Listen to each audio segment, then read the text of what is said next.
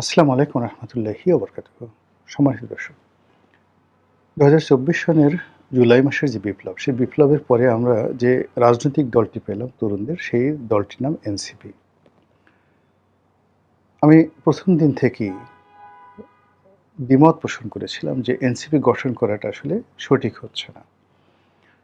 আমি দ্বিমত পোষণ করেছিলাম যে এনসিপির সঙ্গে যারা সম্পৃক্ত তারা এবং ডক্টর মোহাম্মদ ইউনূস সরকারে যে সকল জুলাই যোদ্ধারা যোগদান করেছিলেন প্রত্যক্ষভাবে এবং পরোক্ষভাবে, এটাও আমি সমর্থন করিনি। কিন্তু সমর্থন না করলেও আমি কখনোই এই জুলাই যোদ্ধাদের ব্যাপারে আজ পর্যন্ত একটি নেতিবাচক শব্দ উচ্চারণ করিনি। তারা ভালো করুন, সফল হন এবং সুস্থ থাকুন, সবল থাকুন, নিয়ত এই প্রার্থনা করেছি এবং এখনো করে যাচ্ছি।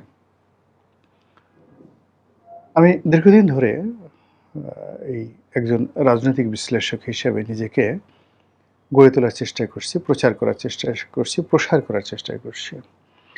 এবং কেবলমাত্র একজন রাজনৈতিক বিশ্লেষক হওয়ার জন্য, টিকে থাকার জন্য আমি আমার ব্যবসা-বাণিজ্য, আমার রাজনীতি, রাজনীতির পদ-পদবি, পোর্টফোলিও এমনকি অনেকগুলো সম্ভাবনা, বড়, বড় সম্ভাবনা, সেগুলো আমি পেছনে ফেলে দিয়েছি। I had huge opportunity. Still I have the opportunity. বড় একটা পদ পাওয়া, মন্ত্রী হওয়া, এমপি হওয়া মহান আল্লাহ রাব্বুল আলামিন এই সুযোগগুলো আমাকে দিয়েছিল।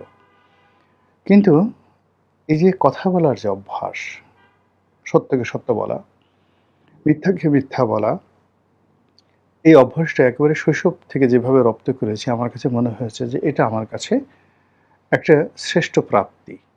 আমি কারো করুণায় এমপি হলাম, মন্ত্রী হলাম। তারপর আবার ক্ষমতা চলে গেলে পালিয়ে বেড়ালাম। লোকজন ধরলো, জুতোপিটা করলো। আর লোকজনের সেই জুতোপিটার ভয়ে আমরা কখনো লন্ডনে, কখনো দিল্লিতে, কখনো সিঙ্গাপুর, ব্যাংকক, মালয়েশিয়াতে গিয়ে অমানুষের মতো জীবনযাপন, এটা আসলে আমার ভালো লাগেনি, কখনো ভালো লাগেনি। কাজেই ক্ষমতার খুব কাছাকাছি ছিলাম, হয়তো এখনো আছি। কাজেই এই ক্ষমতা আমাকে আকৃষ্ট করেনি। আকৃষ্ট না করার কারণে এই তরুণদেরকে আমি যতটা সম্ভব প্রকাশ্যে, অপ্রকাশ্যে বলার চেষ্টা করেছি যে, "still you have to wait long time." জীবনে অর্থনৈতিকভাবে প্রতিষ্ঠিত না হয়ে রাজনীতিতে আসলে কখনো সম্মান পাওয়া যায় না। অর্থনৈতিক, আপনি অন্যের কাছে টাকা নেবেন, চাঁদাবাজি করবেন, দেওয়া নিবেন, দাক্ষিণ্য নিবেন, তারপরে মন্ত্রী হবেন, এমপি হবেন, লোকজন আপনাকে সেলুট দিবে, কক্ষনো হয় না। আপনাকে সবাই চাঁদাবাজি ডাকবে, চাকর ডাকবে এবং ওই যে হিন্দি সিনেমাতে যেভাবে দেখেন যে খুব বড় মন্ত্রী এসেই সেই আন্ডারওয়ার্ল্ডের ডনের পায়ের উপর পড়ে যায়, "হুজুর আপনার দয়ায় তো আমি মন্ত্রী হয়েছি।" এরকম অবস্থা আমি দেখেছি। কাজেই আমি, যারা রাজনীতি করেন, আমার যারা আপনজন, আমি সবাইকে বলি যে নিজেদের উপার্জনের হালাল অর্থ থাকতে হবে। এছাড়া রাজনীতিতে আপনি কখনো সম্মান পাবেন না। অথবা খুব বেশি আপনার টাকা-পয়সা দরকার নেই। আপনি জাস্ট মতিয়া চৌধুরীর মতো বা সুরঞ্জিত সেনগুপ্তর মতো, তোফায়েল আহমেদের মতো এরকম জীবনযাপন করতে পারেন। মানুষ আপনাকে ধার দেনা করে কিছু দিল, আপনি সেটা নিলেন। ওরকম আহামরি কিছু না, কিন্তু আপনি একটা জীবন পার করতে পারবেন। তো সেক্ষেত্রে আমাদের এই তরুণ বন্ধুরা যারা এই রাজনীতি শুরু করেছিল, তাদের না অর্থ, না পরিবার, না রাজনৈতিক ব্যাকগ্রাউন্ড, কোনো কিছু ছিল না। কেবলমাত্র এই বিপ্লবের একটা জোয়ার তাদের হাতে ছিল। তো সেই জোয়ারটিকে তারা যতটা ব্যবহার করতে পেরেছে, তার চেয়ে লোকজন, মানে বিভিন্ন পক্ষ তাদেরকে ব্যবহার করেছে। কেউ হয়তো কোনো ধড়িবাজ ব্যবসায়ী তাদের অফিসে ডেকেছেন, কোনো মিডিয়া হাউস তাদেরকে ডেকেছেন, কোনো রাজনীতিবিদ তাদেরকে ডেকেছেন, অথবা রাজনীতিবিদ তাদের কাছে গিয়েছেন। স্বয়ং ডক্টর মোহাম্মদ ইউনূস তাদেরকে ব্যবহার করেছেন, করে এই সম্ভাবনাময় পুরো প্রজন্মটিকে এতটা বিতর্কিত, এতটা অপ্রিয়, এতটা অজনপ্রিয় করে ফেলেছেন। এই জেনারেশনটা, অর্থাৎ এই যে এনসিপি এবং তাদের যারা সহযোগী, তারা ঘুরে দাঁড়াবেন। রাজনীতিতে আবার নতুন করে কোনো কিছু পাবেন। এটি আমার কাছে মনে হচ্ছে সুইয়ের পেছন দিয়ে উট ঢুকে যাওয়াটা যতটা না কঠিন, তার চেয়ে বেশি কঠিন। এই বাংলাদেশের তরুণদের বহু বিপ্লব হয়েছে। ইভেন স্বাধীনতার পরে জাসদের যে গঠন এবং যে পরিমাণ মেধাবী, সশস্ত্র লোক, অস্ত্রধারী লোক, অর্থ অর্থ এবং বিত্তওয়ালা লোক এবং সরাসরি ভারত এবং আমেরিকার মদদপুষ্ট শক্তি, সেই শক্তি বাংলাদেশের রাজনীতিতে টিকে থাকতে পারেনি। This the reality. জাসদের মতো এত ব্রিলিয়ান্ট, এত ম্যাচিউরড, তাদের সবার, আপনি চিন্তা করেন একজন হাসানুল্লাহ কিনো, তার বাবা হিজ এ বুয়েট ইঞ্জিনিয়ার, তার বাবা পাকিস্তান জমানাতে একটি জুট মিলের জেনারেল ম্যানেজার ছিল এবং তখন একটা জুট মিলের জেনারেল ম্যানেজার সরকারের সচিব পদমর্যাদার ওইরকম একটা ভাবসাব তাদের ছিল। চা বাগানের ম্যানেজার, জেনারেল ম্যানেজার কল্পনাই করা যায় না পাকিস্তান জমানাতে। তো তিনি ওরকম একটা পরিবার থেকে এসেছিলেন।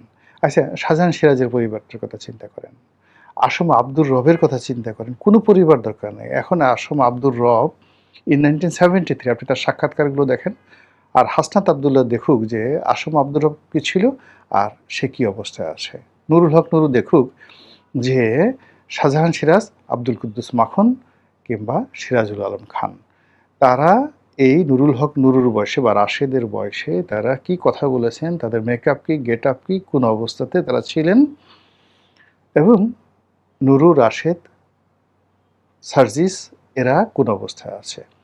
তো সেই আসম আব্দুর রবরা কেন পরাজিত হলেন, কেন সফল হতে পারলেন না, তাদের শেষ পরিণতি কি হয়েছে?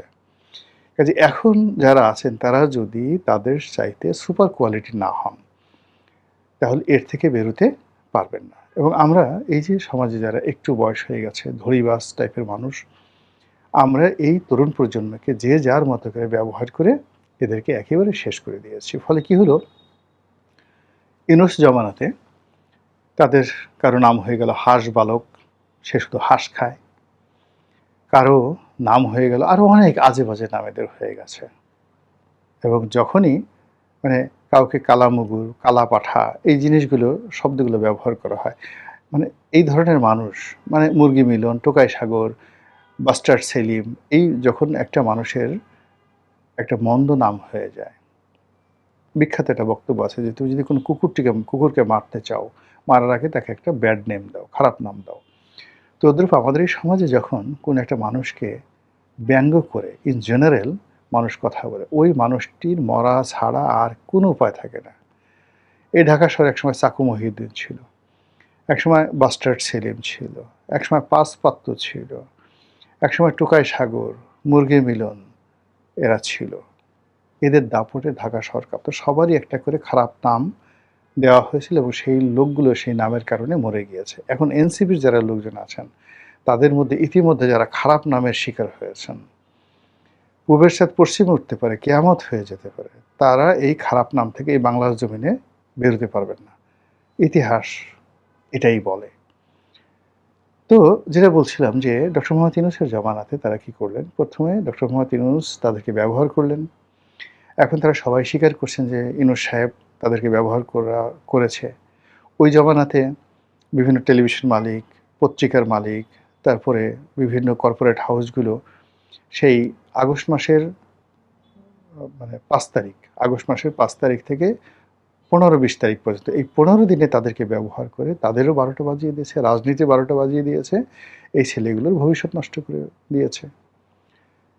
পরবর্তীতে যখন এদেরকে আবার রাজনৈতিক দল গঠন করার জন্য ইনফ্লুয়েন্স করা হলো, এর একটা রাজনৈতিক দল করলো, সবাই বলল যে এটা একটা kings party. Kings party doctor Mohammad ইউনূসের তাবেদার হিসেবে তাকে ক্ষমতায় নেওয়ার জন্য এরা হাতিয়ার হিসেবে কাজ করছে। ফলে কখনো হাতিয়ার সফলতা লাভ করতে পারে না। কোদালি, খুন্তাই, পিস্তলই। আপনি হাতিয়ারকে, যেটা দিয়ে আমি যে কোনো কাজ করতে, হাতিয়ার বলতে হাতে লাঠি, কোদাল, খুন্তি, কুড়াল, এনিথিং। আপনি দেখেন এই হাতিয়ারের ভবিষ্যৎকে যতক্ষণ না পর্যন্ত হাতিয়ারের উপরে হাত থাকে ততক্ষণ পর্যন্ত হাতিয়ারের মূল্য, আদারওয়াইজ ফেলে দিলে হাতিয়ার একটা জড় পদার্থে পরিণত হয়ে যায়। কাজেই রাজনীতি বলেন, অর্থনীতি বলেন, প্রেম ভালোবাসা যে কোনো জায়গাতেই বলেন না কেন, আপনি যদি কারো হাতিয়ার হয়ে যান মুহূর্তের মধ্যে সেটা সর্বনাশ ঘটায় ফেলবে আপনার জীবনের। কাজেই এই যে কিংস পার্টি গঠন করা, কিংস পার্টি হওয়া, এটা তাদের একটা ভুল সিদ্ধান্ত ছিল। সেকেন্ড থিং হলো, কতদিন পরে আবার বদনাম হয়ে গেল, তারা জামাতের বি টিম, সি টিম। তারা জামাতের বি টিম না, সি টিম না। এইজন্য তারা যথেষ্ট চেষ্টা করল। জামাত বিরোধী নানা রকম কথাবার্তা বলা শুরু করলো। গোলাম পরোয়ার সাহেব একদিন ধমক দিলেন যে, বাপ হয়ে মানে ছেলে হয়েছে, ছেলে হয়ে বাপের সাথে পাঙ্গা নিও না। এবং গোলাম পরোয়ার সাহেবের সেই ধমক মানে এনসিপি হজম করতে পারেনি।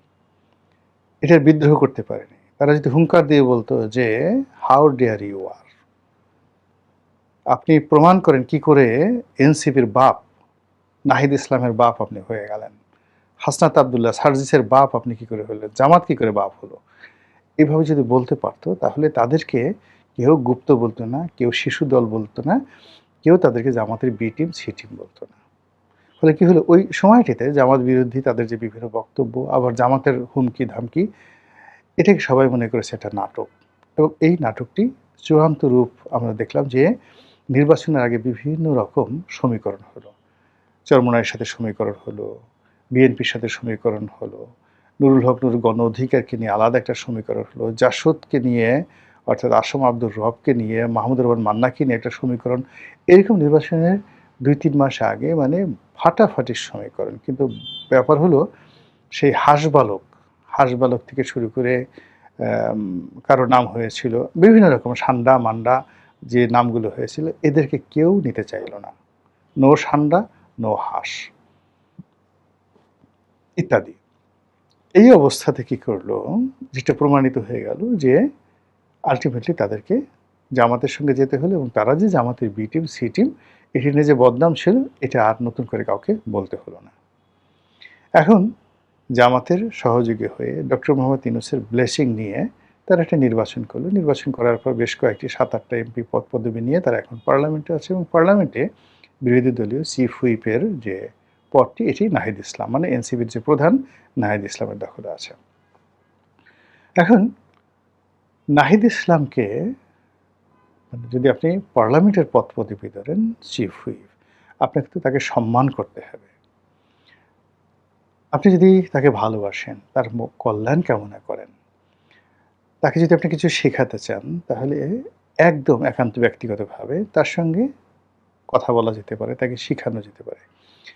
কিন্তু যেভাবে ইদানিংকালে জনাব নাহিদ ইসলাম এবং এনসিপি যারা নেতৃবৃন্দ রয়েছেন, তাদেরকে যেভাবে পাবলিকলি অপমান করা হচ্ছে এবং জামাতের লোকজন, এটা কোনো অবস্থাতেই জামাতের জন্য কল্যাণ বয়ে নিয়ে আসবে না এবং এনসিপির যতটুকু অস্তিত্ব আছে, সেই অস্তিত্বটুকু নষ্ট হয়ে যাবে। সাম্প্রতিক সময়ে একটা ভিডিও ক্লিপ ভাইরাল হয়ে গেছে। সেখানে দেখা যাচ্ছে যে সংসদের বিরোধী দলীয় চিফ হুইপ হিসেবে বক্তব্য দিচ্ছিলেন নাহিদ ইসলাম।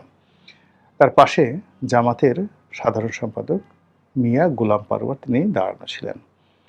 তো এমন সময় একেবারে জোরে কর্কশ ভাষায় রাজ্যের সব বিরক্তি নিয়ে মেজাজ গরম করে সে যেভাবে নাহিদ ইসলামকে ধমক দিলেন, সবক দিলেন, সোহবত শেখানোর চেষ্টা করলেন যে পেছনে সিনিয়র যারা আছে তাদেরকে একটু সালাম কালাম দাও, এগুলো শিখো, সালাম কালাম শিখো। আপনি চিন্তা করেন যে বাড়ির কাজের লোককেও মানুষ এই ধরনের কথাবার্তা বলে না, কৃতদাসকেও এই ধরনের কথাবার্তা বলে না। এখন নাহিদ ইসলাম এটা হজম করেছেন। নাহিদ ইসলামের জায়গায় যদি অন্য কোনো ব্যক্তিত্ববান তরুণ হতেন, তখন তিনি ওই প্রকাশ্যেই সে যেভাবে বলছে তাকে কিন্তু অপোজ করতেন যে আপনি চুপ থাকুন, কথা আমি বলছি, আর আপনি এই ধরনের কথাবার্তা প্রকাশ্যে বলেন কেন? আমি এখানে মাইক আমার সামনে, কাকে আমার সালাম দিতে হবে, কাকে কালাম দিতে হবে, এই জিনিসটা আমি বুঝি। Who are you to talk this thing? Stop! আর কখনো এই কথাগুলো বলবেন না। এটা যদি সে বলতে পারতো, তাহলে নাহিদের নাহিদ যে বি টিম না, নাহিদ যে জামাতের শিশু দলের প্রধান নয়, জামাত যে বি টিম না, নাহিদ যে জামাতের বাই প্রোডাক্ট না, সেটা প্রমাণিত হয়ে যেত। কিন্তু এটা তিনি পারেননি। অথবা এই ধরনের একটি বক্তব্য মিয়া গোলাম পরোয়ারের ব্যক্তিত্বের কাছে, তার জনপ্রিয়তার কাছে, তার রাজনৈতিক প্রজ্ঞার কাছে, মানে এই যে তরুণ যারা আছে তারা যেটা ধমক দেবেন, এই যোগ্যতাটা হয়তো নাহিদ ইসলামের ছিল না বা এখনো হয়নি। আর এই যোগ্যতা যদি না থাকে রাজনীতিতে কখনোই টিকা যায় না। আমরা খুব অল্প বয়সে জাস্ট একটা ছোট্ট ঘটনা বলি, তাহলে আপনি বুঝতে পারবেন। একেবারে নতুন এমপি হয়ে আসছে, নতুন এমপি হয়ে